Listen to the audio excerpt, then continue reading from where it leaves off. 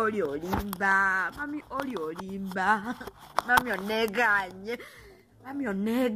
Mami nga lwaki okikola. Kati akawuntiyo mpostinge ki teekako ki akati neeyitaani mazima ddala.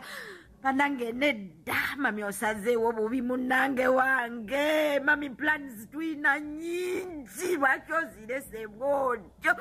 Mami byonna byobadde onsuubiza byonna bye tubadde twesuubiza lwaki okoze bwoti. Banange mami nedda mami olimba otweganye mangu. Kati akawunti yo ngiteekeko.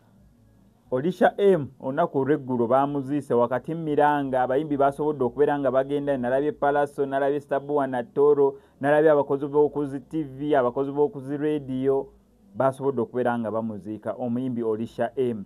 Olisha M atategedde mawulire oba information mukyala wattu yafudde ng'azaala omwana we ow'okusatu. Just imagine n'ozaala omwana asooka bulungi nnyo n'akula kwankalinga myaka mmeka 87 weewati awo 87 9 awo weewati n'azaala omwana ow'okubiri ali awo mu myaka ng'ena 5 yabadde azaala omwana we ow'okusatu yafiiridde muleeba. Mawulire gannaku nnyo nnyini ddala.